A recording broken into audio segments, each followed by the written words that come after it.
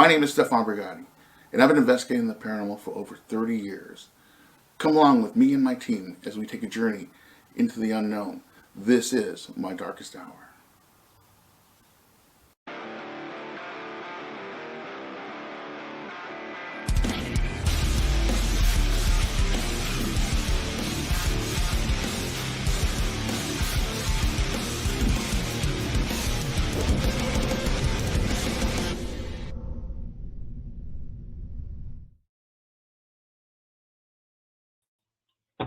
Hello there, everybody. Welcome back to another edition of My Darkest Hour. I am your host, Stefan Brigati. So great to be back here in a new year, doing new things and just keeping busy. Hope you guys are out there keeping busy as well. And if you're out there investigating, make sure you are being safe. You know, a lot of crazy things happening out there. We don't want anyone getting hurt. You know, it's always...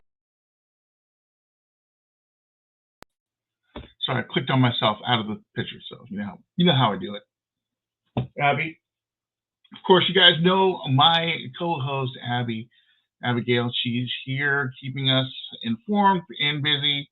Doesn't like some of the scary stuff I've been doing on University Magickus, and she lets me know that. But that's all right, because tonight we're going to be interviewing an amazing person, and going along with the series of teachers for the University Magickus, which you guys all know that I'm a teacher at. I'm very honored to receive a Teacher of the Year award last month. That was great. Thanks a lot of you who sign up for the classes as well. Thanks for being a part of all of this. So let's go ahead and move forward. So today I have Doctor and Father Ken Torres. Now, Ken was born in New York and raised in New Jersey, which has a lot of the similarities to my life story. My mother's from New York and my father's from Jersey, so I have a lot of that background going on. So it's really cool. And then he moved out here to California, just kind of like we did when I was a kid, loving it. And what's really great about the university is the diversity of some of the classes that we have and the teachers that really bring a difference to the school as well. And I was real excited to get Father Torres on here, learn a little bit more about his work.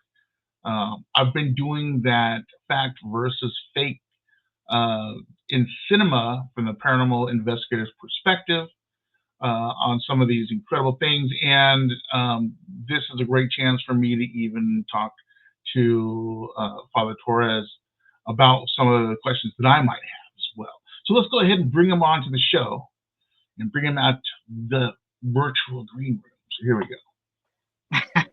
Hey, Stefan, that's quite an introduction. Thank you for having me. First of all, thank you so much. I'm deeply honored and humbled to receive an invitation from a person with your caliber of experience. I've known about you for many years, and I'm just elated to be here. Well, thank you so much. I appreciate that intro from you. That's great. So we're both excited. That's cool. We're gonna have a great show and talk about many things.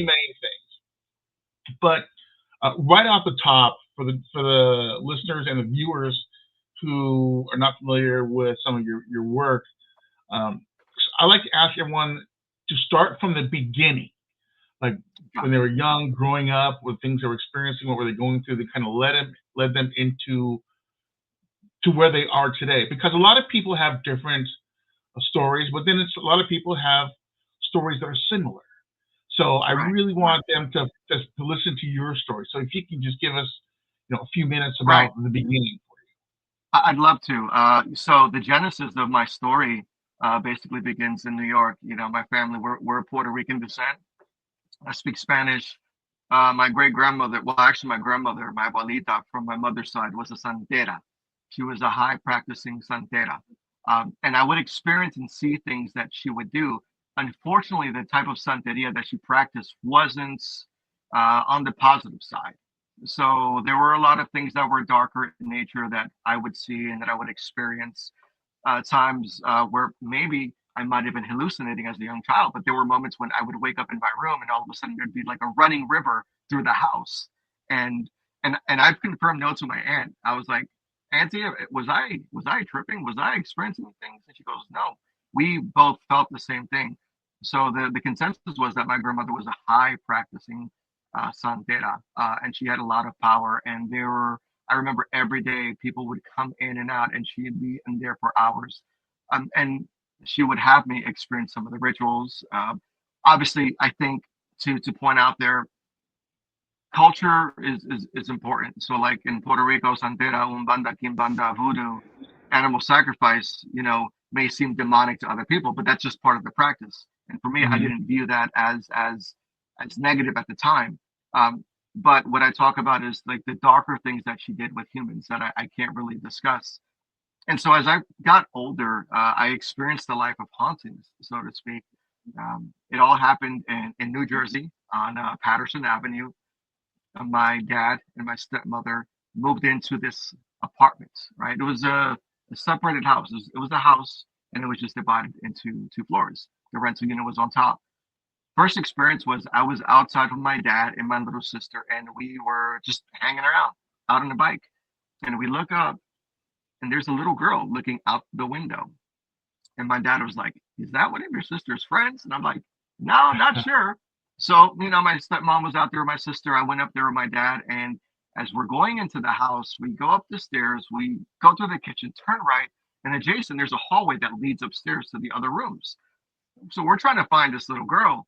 But as my dad is going up the stairs, this supernatural force just pushed him down the stairs, and he clocked his head, and he ended up getting a heart attack. Oh, wow. He spent some time, so he spent some days in a hospital. And when we came back, just weird things started happening. There was just loud banging, loud noises, sulfuric smells. It would smell like rotten meat. And even to the point where my dad, my sister, and I, we were watching the original Stephen King's It in the living room, right? We're watching the TV. The kitchen is right over there. All of a sudden, we see a little girl walk across. And we're like, hey, sis, come back. You shouldn't be out there. And my sister's like, I'm right here. She was sitting in front of us the whole time. So as my dad goes to the kitchen, obviously Catholic in nature, he goes to the kitchen. There's this loud, like shatter, glass breaking. When he looks, it's the crucifix inside a candle of Jesus crushed and broken. And so some of those things were also accompanied with nightmares. My little sister would tell us that there was a girl in a purple dress that would come out from under the bed and teach her curse words and teach her other languages. And so she would wake up in the morning and she would, we spoke Spanish, but one could surmise that Latin isn't similar, but it's pretty similar. But when you're 4 years old and you're speaking Latin and you're learning curse words, there's little something deeper to it. And I remember there was a church across the street, and we met with the pastor, and the pastor was like, how long have you guys been there? And my dad's like, well, we've been here for a few months. And he goes, okay, because I'm going to tell you something right now. You are the 8th family that's moved to that 2nd floor apartment in 2 years. So things started, that was a lot. And so, just things started progressing worse. They just got worse. One day we walked into our house. We had a dog. The dog was gone. He was missing. Zuki. He was an Akita. We looked everywhere. We thought maybe he escaped. Nothing. All of the doors were locked. Everything was secured. We just couldn't find him. A few weeks later, graphic store. We go downstairs to the backyard to have a barbecue, and we find our dog crucified and gutted open with his innards sticking out. Yeah. Not cool. Not cool at all. Not cool at all. I'm a big animal person, so that was pretty devastating. But then the attacks started getting worse, and we finally were like, well, we need to do something, because it was just more than just the screaming, the sulfuric smell. It was just, my sister trying to come at us with a knife to try to, unalive us. Just things happening, right? Because this is what this little girl in a purple dress was telling her. And then I think the high point to that was like, we called the landlord. I remember this conversation specifically. My dad was like, can you tell the neighbors downstairs to stop playing music? They are loud. They are making noise and it stinks. And the landlord was like, nobody's lived there in 2 years. You guys are the only tenants. He goes in, the landlord from what I couldn't confirm this part, but from what he told my dad is that the prior neighbors there were involved in some sort of darker ritualistic things, darker in nature. Allegedly, they were satanic worshipers, and I like to differentiate because there's a difference between the Church of Satan and satanic worshipers, those who Yeah. like mutilate people, and a lot of people don't get that.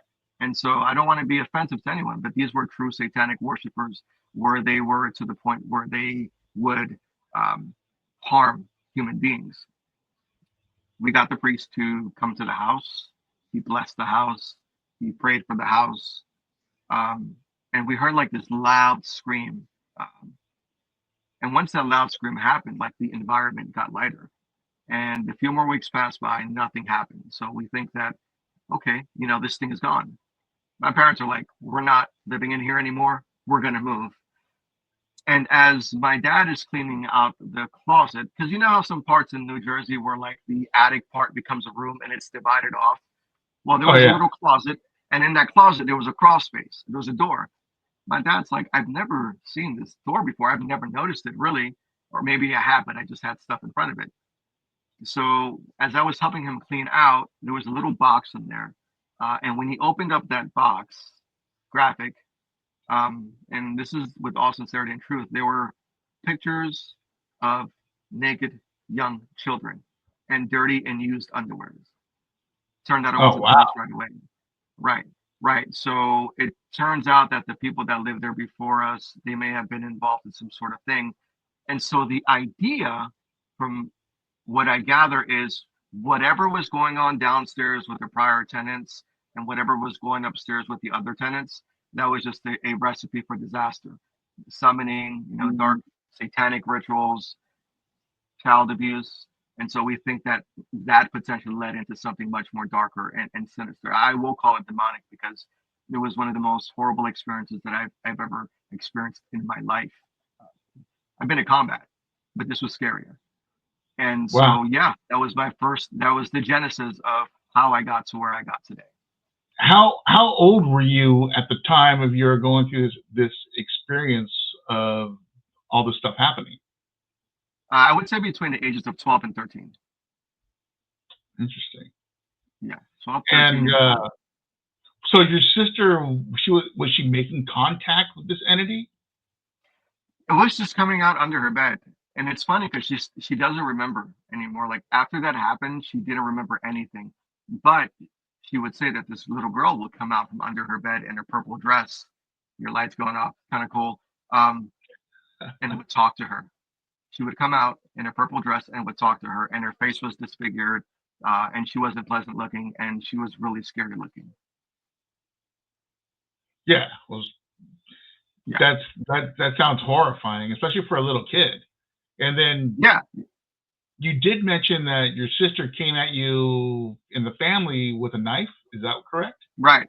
So my little sister, it turns out that in the middle of the night, as I was sleeping downstairs in the living room, because I lived with my grandmother, so I would visit my dad on the weekends, just right down the road. I heard yelling and I heard screaming, and then I woke up and I went upstairs, and my dad was holding my little sister down, and there was a kitchen knife on the floor. So he alleges that she was trying to attack him. Luckily, he was awake watching TV because he had just got done working the shift, and she was just standing there in the door, and then all of a sudden she lunged at him with this knife.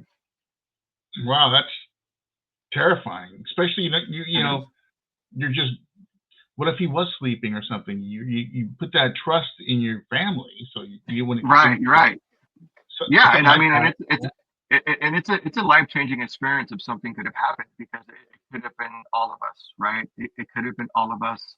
This could have been a potential, story for the tabloids, for the news, family, and who would have known? Like, who knows what would have happened? So I'm grateful that at least my dad was awake when that happened.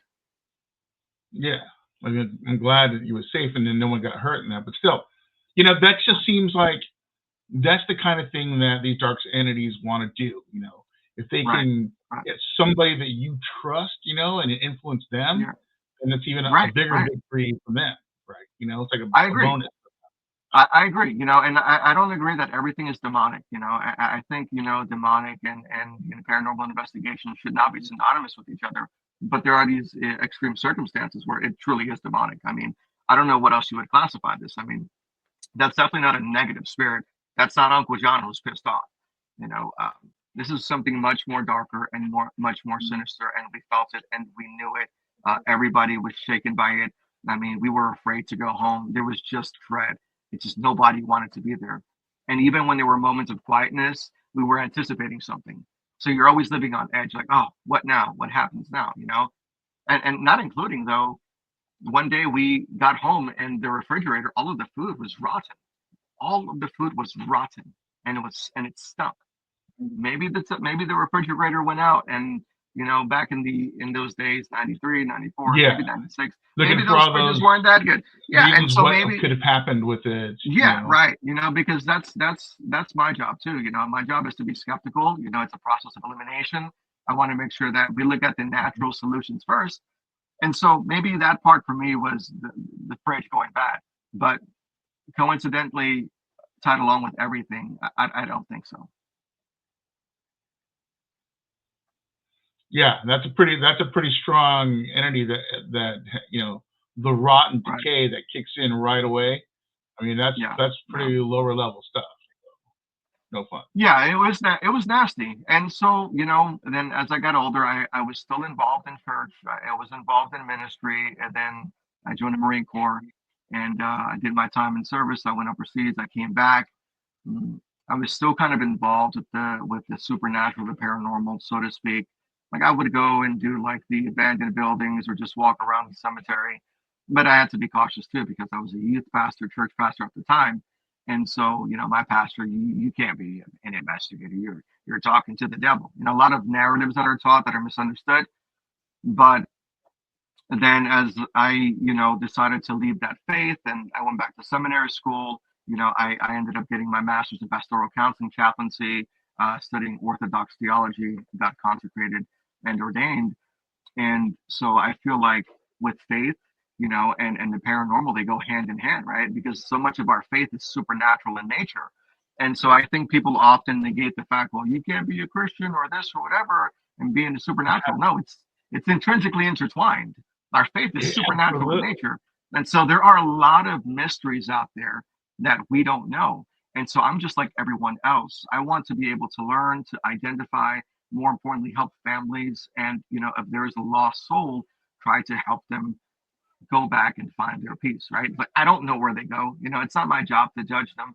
But for us, we believe in toll houses and we believe in purgatory. So, like with these spirits, that are on this plane, I feel like we need to treat them with respect and love, right? But always be cautious because it is a spiritual realm. Sometimes you don't know what you're getting yourself into, but treat them with respect and try to help them find the peace that they need. And it's the same principle for families as well. Yeah, absolutely. You got to be safe out there. But like you were saying, there is always this misconception about the paranormal or the supernatural world and with traditional religions and stuff. Yeah. A lot of the Catholic churches will push against that. But over my years of experience, though, I have met many priests and clergy who are very open to the paranormal ideas, even though the church says no, no, no. And I get it why the church does that. They say, hey, don't even look at that. Don't even waste your time with it. Walk away because it's better if you don't get involved with it because your chances are, I guess technically less. But if these spirits and these energies are like you, they're going to attach themselves to you regardless. Right, because light attracts light, energy attracts energy. Right. And it's unfortunate. Like there are a lot of people that unfortunately don't like Christians for whatever reason, or that they think about the past and the things that have been done. But for the most part, most of us we try to be good people, and we do the very best that we can to help console people and the souls. And I think with the church, much of the time, I guess the main concern is that they don't want you to lose your faith or deviate from a certain path. But I think when you explore, the supernatural, you can do it in a healthy way. And I also tell people you don't always have to approach it from a religious aspect as well. Right? There's nowhere in the Bible that says you can't be a paranormal investigator, right? But I think we're all searching for something. We are all searching for what happens, after we die. And if we tread carefully, and if we are respectful, and we maintain vigilance, I think we can have a wonderful experience trying to help quantify what these experiences are. And if you just don't want to do that, that's fine. It's not for you. But I think there's an opportunity to be able to try to gather data, write these experiences down, share these things. Because one of the classes that I'm going to do is the psychological impact of paranormal experiences. And it's not all bad. A lot of time these interactions, this connection that we get, this communication that we make can bring a lot of people closure. It is a coping mechanism, right? So I have a master's in pastoral counseling, and I'm a board certified mental health coach, over 10,000 clinical hours as a chaplain working with veterans. Not a psychologist, but I understand the mind a little bit. And so I approach things holistically. And so it's important that I always maintain an open mind to the possibility of the ever changing unseen realm. Absolutely. And, it's not about having a psychology degree for it to do the study, Right. but having an understanding of psychology, because Right. we have the whole field of parapsychologists. Right. And to be Right. a parapsychologist, you just can't go out there and start calling yourself one if you Yeah. don't have an understanding of basic psychology. Exactly. So it Right. and Right. I say in my classes, I tell people, you're not just you're also the psychologist, because you're not just a paranormal investigator, because you're there to help the client or whoever is trying to get the information, understanding what's happening. Right. Plus, if you are encountering the spirit, you need to help the spirit understand what's going on and try to understand what their needs are. So you're Exactly. the person in the middle trying to work both. It's not just one way. Exactly. You're trying to figure out what the happy medium is for everybody. Even better one, Stefan, paranormal social worker. That's what I call it. A social worker. Sweet. Yeah, we're basically social workers. We go in, we have to assess the situation. And I'm talking about the supernatural. I'm talking about the stuff like the spooky, scary stuff. This is completely different than the demonic. The demonic assessment, that's a whole different avenue. And it's not the same energy. But when we're dealing with, what we're dealing with, like I would say simple hauntings, it's not so simple for other people who are experiencing it. But with our experience and with our education, we can help talk down people, right? You go through the process of elimination, you conduct a proper interview to the family, you get to know one another. More importantly, you build a rapport, not go in right away. Oh, we've got a case over here. Let's go ahead and start setting up equipment. To me, that's always the last thing. That should always be the last thing. We should always focus on what the client's needs are. And sometimes the client can be the spirit, right? What is it that they need? What is it? How do we convey their message to the living? How do we help them find disclosure? Same thing with the living. How can we convey this message? How can we help them find closure? How can we help them understand that this is not as scary as it is? And I think a lot of that also has to do with with social media and pop culture. A lot of great shows out there, a lot of wonderful shows. But I tell people, if you're having paranormal problems, stop watching these shows, right? Get yourself together, stay away from the shows, enjoy your time with your family, become productive, go out, go for a picnic, go for a walk, do something to try to distract you, because obviously energy feeds energy, right? And if you're always constantly thinking, oh my gosh, I got a ghost here or something's happening, you're just feeding more into it. And it might not even be as bad as you're projecting it to be, or you're thinking. And even then, psychosomatics. No one talks about psychosomatics. Most people don't even know what psychosomatics are. Psychosomatics is the psychological effect of an alleged paranormal experience. We create this narrative in our head. We create the stories. We create the ghosts. We create the manifestations. We create the activity. When in reality, there's nothing there. It's just the psychosomatics, and we feed into it, and we worry about what could be, instead of just like, you know what? Okay, cool. It is what it is. I'm just going to keep on doing my thing. I'm not going to worry about it. If there's something here, whatever. If you're going to be in my house, at least help me do my laundry. Yeah. I got a spirit here that likes to turn on the faucet, and I just get mad at them. I'm like, you don't pay the water bill. Yeah. And you're not doing the dishes, so what are you doing? Yeah, right. And we live in California. We have to pay for everything. Okay, we have to pay for everything in California. So don't mess with my water. Yeah, seriously. But it's interesting because you're right on what you're talking about with that is people, something's going on. So Right. they've been watching the paranormal shows or a bunch of late night horror films that gets in their subconscious, and all of a sudden something happens. Yeah.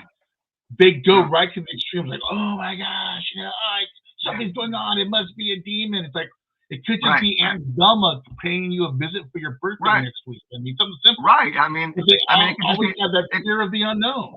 Right. It could just be Uncle John just stopping by to say hello or saying, hey, you ate my Twinkies. You know what I mean? Like, I love Twinkies. That's my snack, right? And I've been encountered those situations where, through the help of intuitive abilities, people who have gifts, right? I want to make this clarification. And this is something that often bothers me. People that have intuitive and psychic abilities are not evil, right? They're not. These are just gifts that are bestowed upon them by the Creator. I believe these are gifts of discernment. What makes it evil is how we choose to use our gifts. I could be a surgeon, a really good surgeon, but on the other end, I can be a surgeon that's unethical and takes people's lives. So it's how you use these gifts. And I think often people, especially with the biblical narrative, well, this and that, well, it's evil. Book of Daniel, filled with visions, right? Prophecies. Yeah. So we have to be really careful, and that's a hermeneutics thing. That's a study in seminary school that was one of the hardest courses I've had to do. But often people just misinterpret words or scripture, and even life, they'll misinterpret things and they'll try to make it fit their narrative because either they're afraid or they're taught to hate.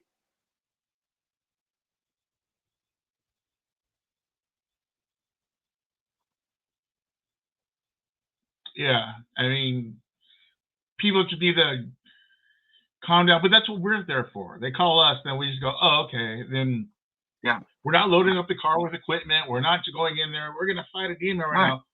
We're going to, me and somebody else from my team are going to show up, and we're going to sit down and we're going to talk. You're going to tell me what's going on. I might walk around with a meter or two and just try to see if there's an energy change. Show me your hot spots. We're going to talk about it. Get to know one another. Right. Get to know one another. Build that rapport. You want to build something. You want to be comfortable. You want the family to be comfortable. Because as it is, someone already reaching out for help they're already stressed, right? They are in distress. And to them, it's real. And so, one of the coaching techniques and one of the techniques that I use when I talk to clients, right, and they explain these experiences, I'm never dismissive. I tell them, I believe you when you tell me you are experiencing these things, but we're going to help you figure this out. Now, I don't confirm the activity. I don't say, well, I believe that, yes, you do have ghosts and demons. I never do that. And a good investigator would know why we don't say these things, because you have to confirm things. You just can't go around and say, well, obviously. Yeah, I think for some people, it may be easier to sense or confirm that there's something there given their abilities. But I often think too that, as a whole team dynamic, it's good and it's practical and useful to also have your other team members try to help confirm this activity. Yeah, absolutely. And that way you can kind of go through things and bounce feelings off each other. Like, what are you experiencing right now? Like if somebody has a hot spot and you go there and you feel a little lightheaded and you say, okay, that's weird. And you go stand there and tell me what you're feeling. What's going on with that? Yeah, compare notes, just. Absolutely. No. And I think, you tell me where your opinion on this. Even those who encounter what we refer to as, a demonic or a lower level frequency type of entity. Right. I've experienced a couple in my lifetime. Yeah. I know some stuff. I can help with that. I do extreme hauntings. I get called in a lot. But I've experienced some of what we call demonics, and people always think it's like in the movies, like something's happening and things are flying around the room and there's blood coming out of the walls and like all this chaos. I've encountered one. He kind of sucked. That was a problem, but it wasn't like TV. I mean, things were happening and everyone's experiencing something. It's like, okay, we got to work on this and break this energy down and break it. But the other one, what I saw with my own eyes, passed right in front of me and another teammate of mine, and we just stood there. We're like, wow, because it was totally unexpected. We were in a mausoleum at a famous cemetery, and we're just doing some B-roll and thing, and it was we could see it. It looks crazy. It doesn't look like what you see in Hollywood, and it had no interest in us whatsoever. It was what a lot of people refer to as a knowledge demon or something. They just go out and they look things and they gain information or knowledge and they just move on. But it was just seeing it was amazing because it was big, but the shape of it, and I say this all the time, it's really weird. It looked like Grimace from the McDonaldland characters, Ronald McDonald. It's all dark. Like Grimace, but it was huge. And it was kind of see-through, almost like the Predator thing, kind of. Translucent, but we could see the outline of it, and we're like, whoa. And it smelled terrible. I'm sorry. It smelled really bad. I mean, the whole sulfur thing and the rotten egg smell, it was like almost like a heat coming off the smell. But we were able to watch it come through, and it just passed right by us and just keep going. We're like, wow, where's that thing going? But it wasn't trying to get us or eat our souls or anything like that. It's like, depends on what it's doing and what you're trying to do. Right, because there is a hierarchy. Just like how there's an angelic hierarchy, there's also a demonic hierarchy. And so you got a glimpse of the supernatural realm. So, I mean, essentially what ends up, in our belief system, demons are always watching, they're always collecting information. But most of the time, demons are also just, they target specific individuals. And even then, depending, what authority or permission that they have, most of the time they're just sitting in the wait, right? And that's all they do. It's like it's whispers in the wind, really. That's kind of like how they operate. Whispers in the wind, trying to give you some influence, making you feel cruddy about yourself, bad things. But it's not like how it is in the movies. It's a terrifying experience. I mean, you are shook into your core, your body, your dynamics, everything changes. It's not the same. It's super cold, and it's just one of the most terrifying feelings that can be experienced.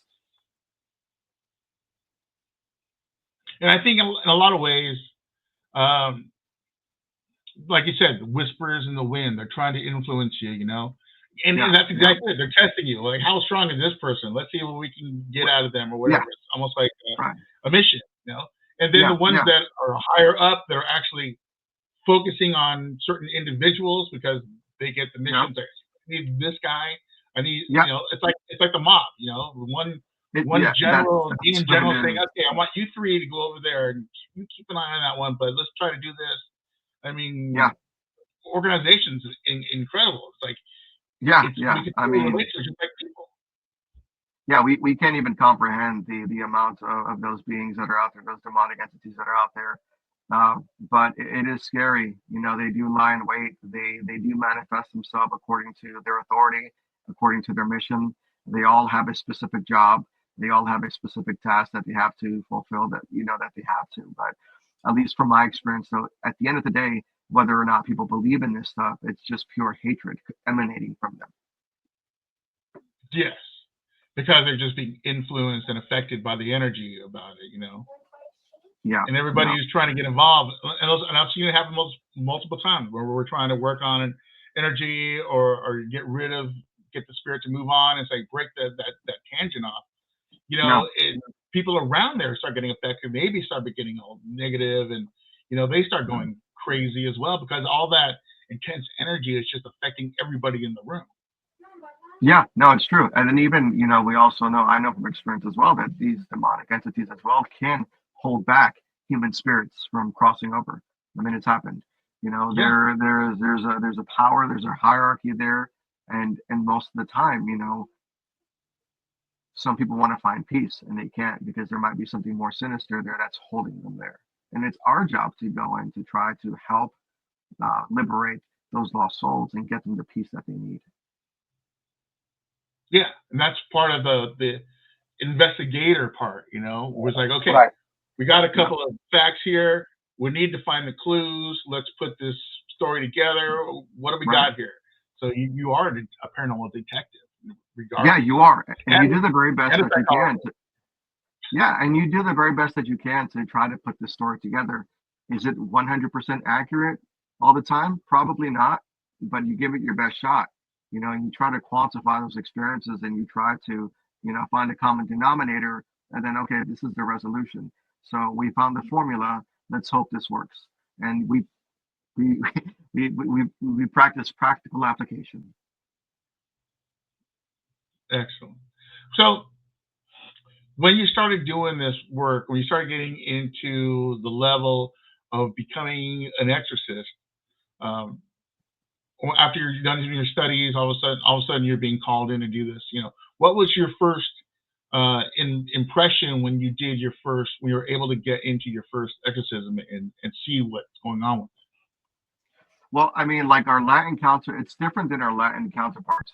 Our Latin counterparts, the Roman guys, my Roman brothers, they are in church for several years, right? And then they get appointed by their bishop, and then they have to do whatever sort of school. There's a class for exorcists. At least with us on the Orthodoxy side, all priests are exorcists, right? And so it's part of our job. It's a vocation. It's a spiritual duty. So it's not like it's like a separate job, so to speak. It's just part of our everyday duties. And so we need to understand the liturgy. We need to understand the prayer of Saint Basil the Great, those sorts of things. But when I first got called in to one, it was a case in South Carolina. My bishop, my founding bishop, who passed away several years ago, called me up and was like, "Come out here. We need your help. We need your help with this individual." Cool. All right. Go to a church, and we go into the church. We go into the sanctuary. There is an individual that is there, and apparently there were several other priests there as well, and they were performing, the prayers of deliverance over her. And so that's when I got my first glimpse of it. I prayed, I helped, did what I could, and the individual was liberated. And then my bishop was like, "You're now an exorcist." I go, "Oh, great, okay, cool, not a problem." So for me, it wasn't as Hollywood. There were certain sounds, there were certain things, there were certain smells, but it wasn't like Hollywood. The second one that I was involved in, there was levitation off of the chair, and this one they were speaking Aramaic, speaking different languages, super strength. And this one specifically had to deal with like trauma and sexual abuse and substance Now, do you think abuse. a lot of them do speak the Aramaic language just because they think it's funny or some kind of insult? Or Well, I mean, it could be. Yeah, I mean, because like we hear like the mocking of the Trinity, right? 3 times you knock, 3 times it's supposed to mock Christ. But a lot of these times it just all depends like how the demon wants to manifest itself, how it's commanded to manifest itself, not by us but by God. And so sometimes they'll prefer to speak Latin, they'll speak Greek, and most of the time they speak English. But this was just more of just a show, right? It's like smoke and mirrors to try to distract you. A lot of the things that one would experience during the exorcism, and it's very uncommon to experience like supernatural things, but it does happen, and I've had it happen. It's just smoke and mirrors, trying to make you afraid, trying to scare you, so that way this person doesn't get delivered or the deliverance that they need. And people always ask, well, if God loves us, why does He allow these things to happen? Well, 2 things.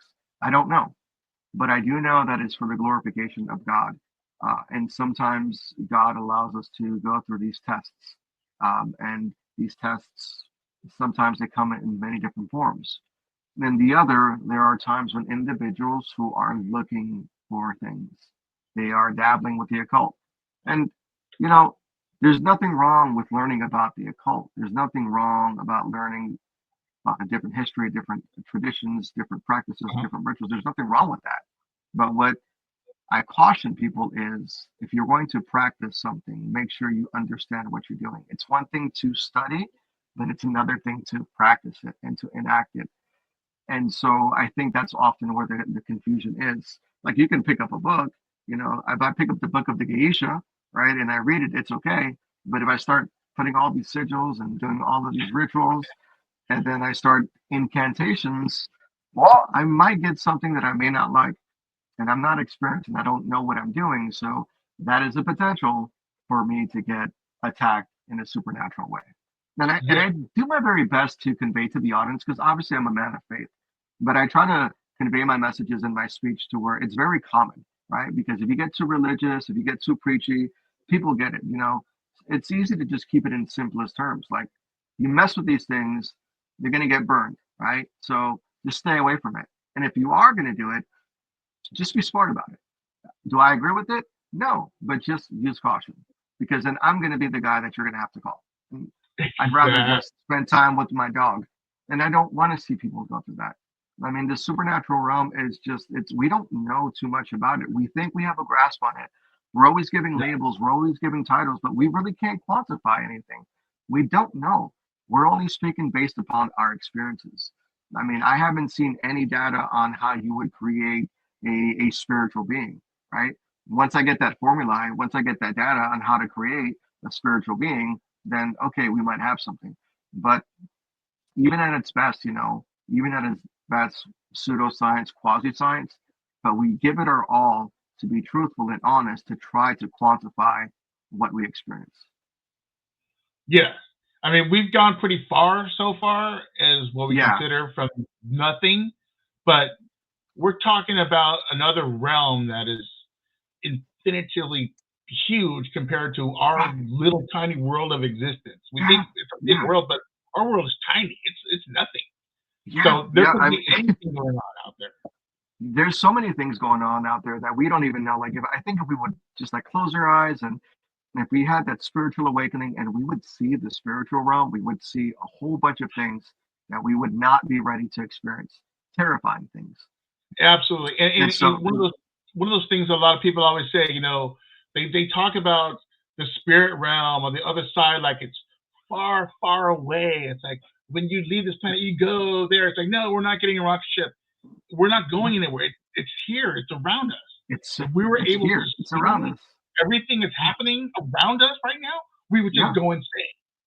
But it's it's right not like here. it's far away. It's microscopic thin. If even if there is something in between us, it's all Right. around us.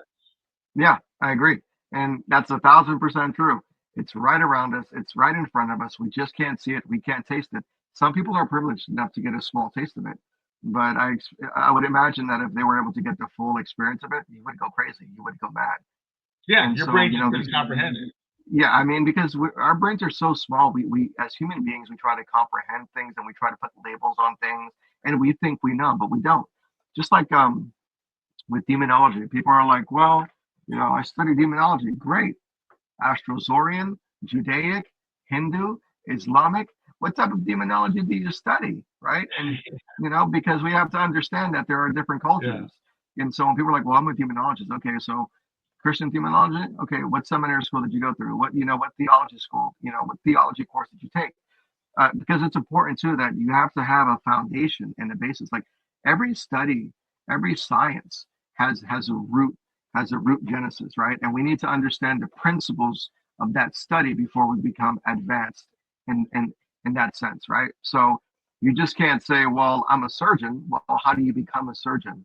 You have to go to medical school, right? You have to do your courses. You have to do some time in the hospital. You just can't be like, well, I picked up Grey's Anatomy and here I am a neurosurgeon a week later. It doesn't work like Yeah. that. Right? And also being a demonologist is not the same thing as an exorcist. I think when it comes to the role of like the demonologist, like I know Rich Valdez and Bill Slevin, right, and a couple of other people that I endorse, you know, theological training. They've got a good spiritual foundation, a good religious foundation. And so like the demonology is more like the assessment part. For me, as clergy, I don't care about the history or the origins of whatever so and so demon. That's not what I'm there to do. I'm there to help deliver and exorcise an individual. But a lot of that, can be limited to like, all right, let's get you to where you need to be. We don't need to do an exorcism. We'll do pastoral counseling. We'll do some chaplaincy. We'll get you some therapy. Let's get talking, right? Let's try to heal those wounds before it becomes something much more worse. And in my experience, once you get to the trauma, once you have the clients open up and you build a good rapport with them, that oppressive state now becomes no state, and that stops the individual from going to the edge to where it could lead to full possession. Yes, and that's the whole trick. Because even with the demonic forces, it's a game. You're coming in, and it's like, oh, look at this guy. It's the challenge. Yeah. What do we got? Because right. whatever, they can always just leave and come back or do whatever. But it's a challenge, and that's what they're trying to do. They're gonna say, That's okay, I exactly. want this, and you're gonna try to take it away from me. So let's see who gets the ball. Right. It's a psychological game too. That's just the way it is. It's a psychological, emotional, and spiritual game. And I tell people, just make sure that you're always ready for anything. Practice good habits, practice good, healthy habits. Like look, you more than likely will never ever encounter a demon or become possessed, right? That's Hollywood. That's what sells. You probably won't, right? Because if you live your life and you go day to day and you don't think about that stuff and you take life head on, right? And you've got a good support system and you're just living a fruitful and healthy life, you're fine. Yeah, absolutely. Because if it was a common thing, we would be getting a lot more phone calls than we do. Exactly, that's true. It's like, what do demons look for? So, like demonic entities, right? If we're gonna go to the core of it, demonic entities are looking for people that are weak, people that have no faith, people who are just always down, people who might be into substance abuse, people who are just at their lowest that have no emotional, spiritual support at all. And so they make perfect targets. And then that's when the infestation, the manifestation, the oppression, and then the possession part happens, right? But Hollywood has made it seem like it just goes from 1 to 0, or like even with movies, it's like, okay, boom, you hear something, and all of a sudden, 30 minutes later, the priest is at the house because the person is possessed fully. But there's a lot of steps in between that were missed that they didn't take into account for. It's a process. It takes time. So we just got to be cautious with that. Yes, and having a foundation of solid faith is the big one, because that's your rock, that's your anchor, that's going to keep you tethered to your foundation so you can push back. Without that, you're just getting knocked around everywhere because you have nothing if you don't have faith. Yeah, you gotta believe in something. And there's this whole idea where people are like, well, this is what I like. I'm into the darker forces. Hey, if that's what you like, power to you. But I know enough from history, right, from theology, and from different studies from cultures around the world that most of these entities, they're much more powerful than we are. And if you think you have control over them, if you think you can control them, you are sorely misinformed, ignorant, and will be in a world of hurt. Well, I think a lot of people misunderstand that kind of stuff because they hear these old stories of like, oh, he was an alchemist and he did that and he was able to control. Perfect example, Solomon.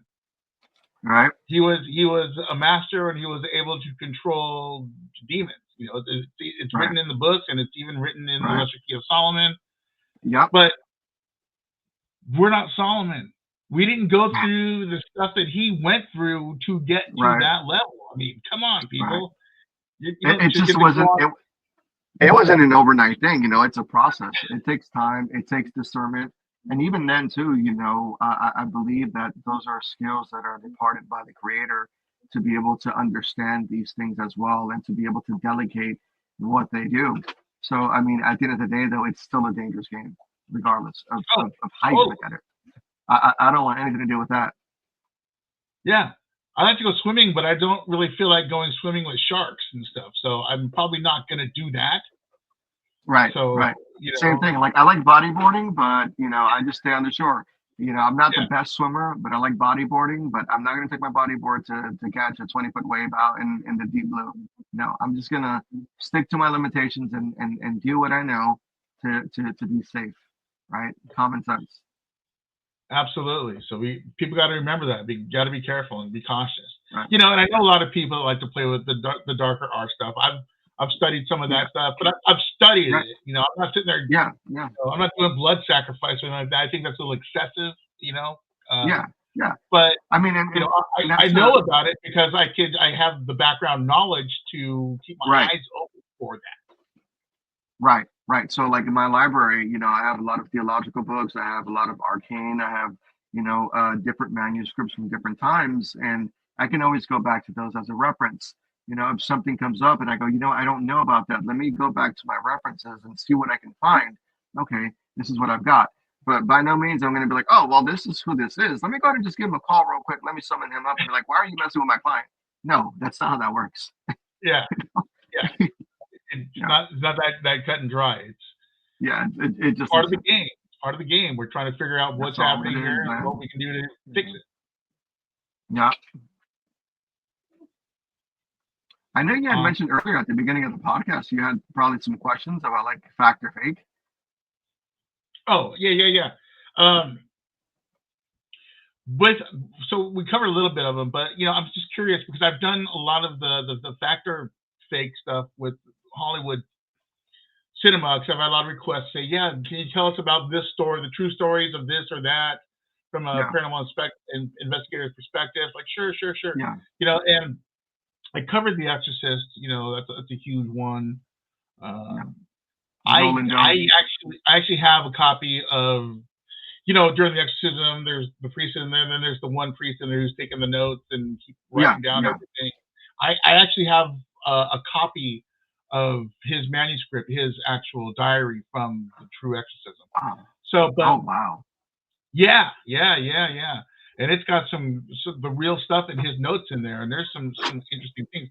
But one of the things I was curious about when you're there doing the exorcism, you know, and they're trying to get into your head because they're trying to mess with you, and like it's always Right. the lead priest who's the guy in Yeah. charge, you know, Right, and everyone right. else is helping him out. You know, he's always saying, "Don't talk to him, don't do this, don't do that, don't Yeah. let him know anything." And it's like I get it; it's part of the psychological game because if they get in your head, then and they do that. They know what you're thinking, what you're planning before you even enter into the room. They've got Right, that right. mental link. You know, Yeah. Well, they definitely. what's Yeah, I was your gonna say they're definitely sorry. okay. I'm excited. They're definitely intellectually superior than we are. Oh yeah, those beings have been around way before we've been around. Yeah. You know, and like eons, people man. say, how they move furniture like that. Well, it's a demon. It's not a spirit Yeah. of a human. You know, this thing, Yeah. if it punches you, it's gonna hit you with the force of like 12 people. You're gonna Yeah. just get knocked out. I mean, Right, these right. things are super beings. They're not just like us. We're the small guys. No. Yeah. No, not at all.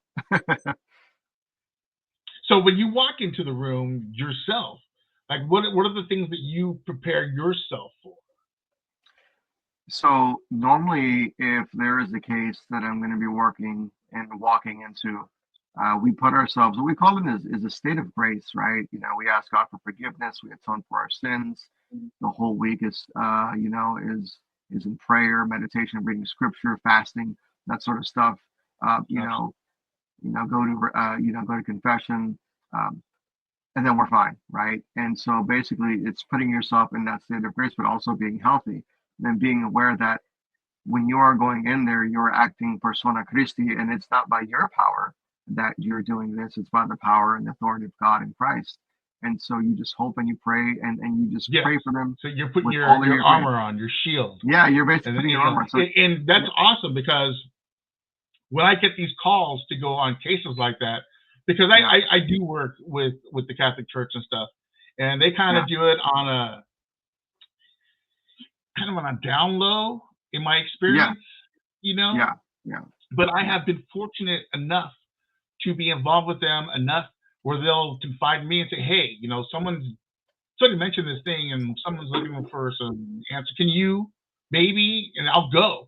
But I have this whole ritual that I do to get myself prepared. You know, I do exactly that. I do a lot of meditation.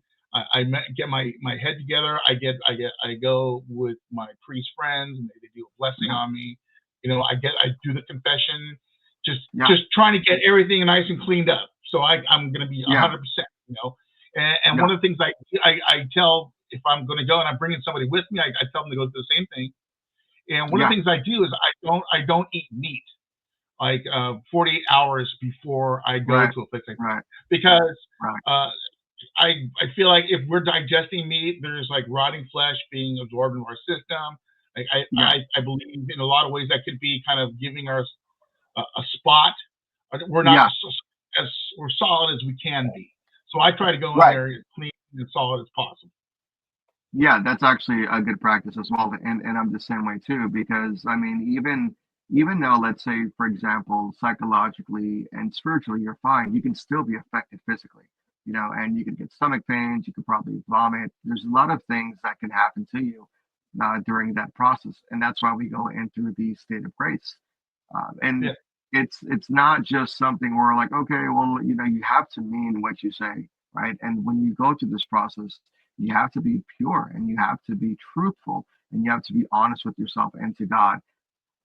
There's this thing where you see a lot of people on the social media now and everything they do is just like exorcism.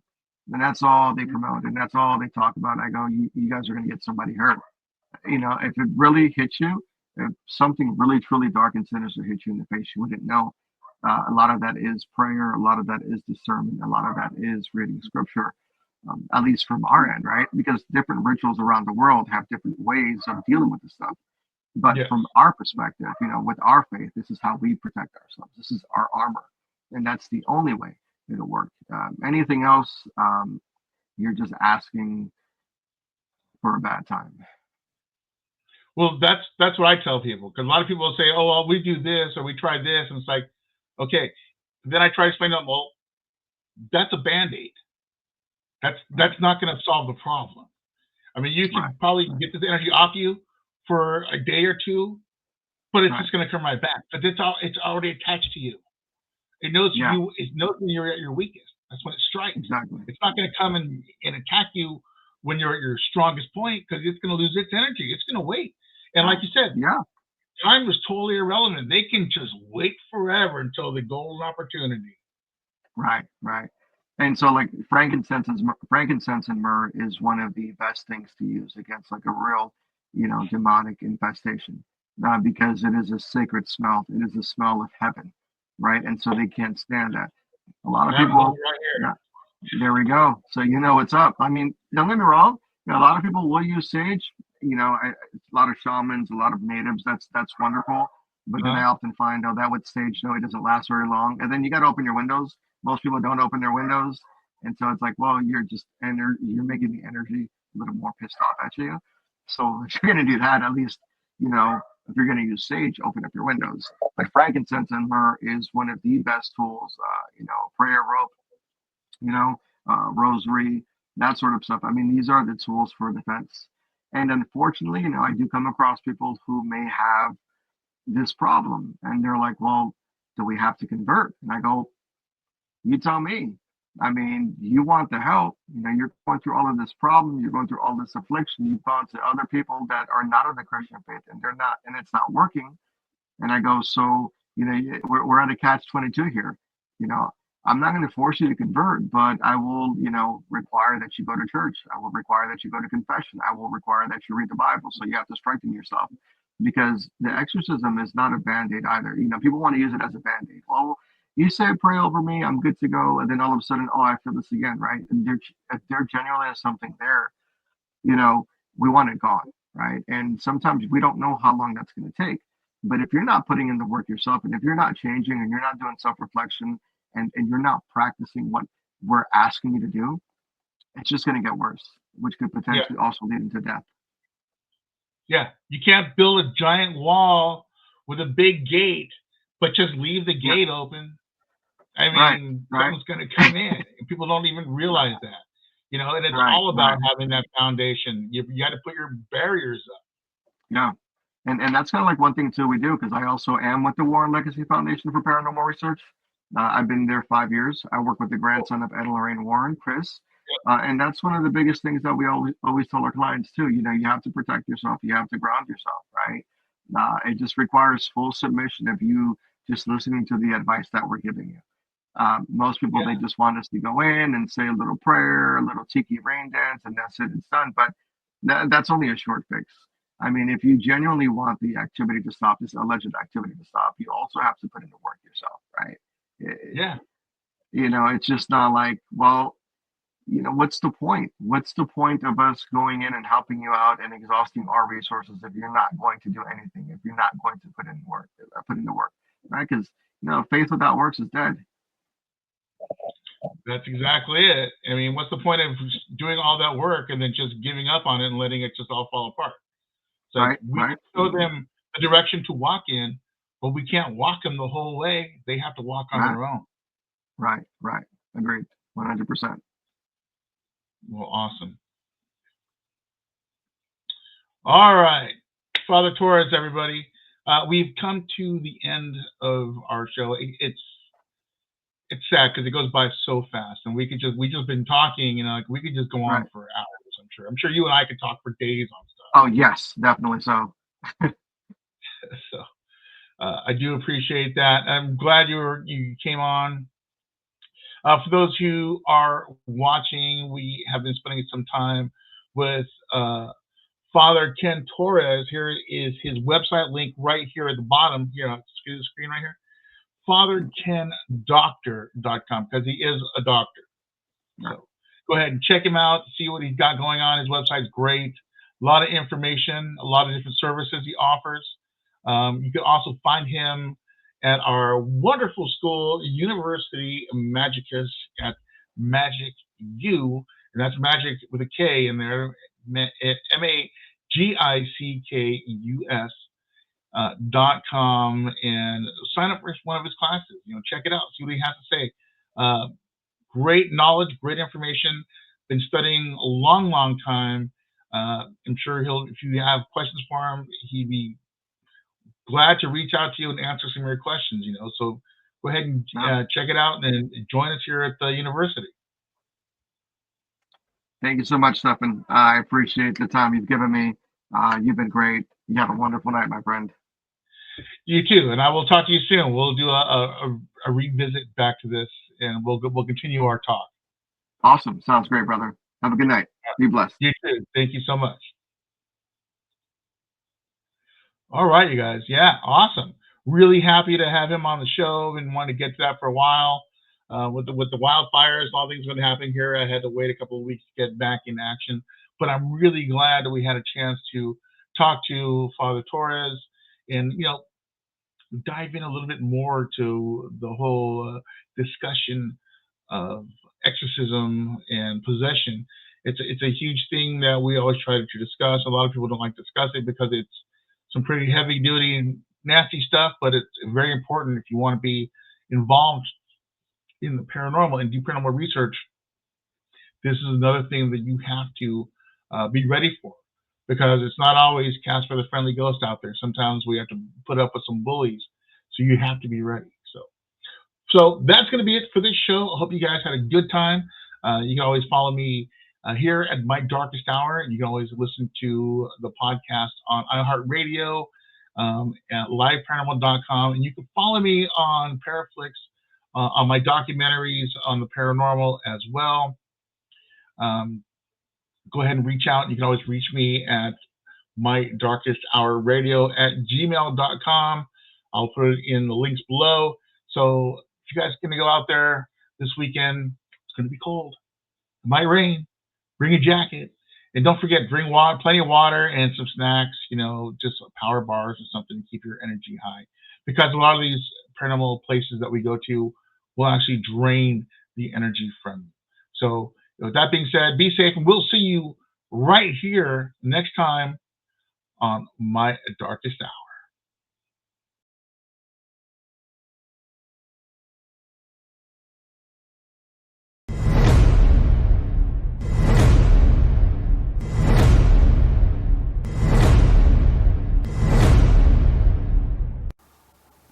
My name is Stefan Brigati, and I've been investigating the paranormal for over 30 years. Come along with me and my team as we take a journey into the unknown. This is My Darkest Hour.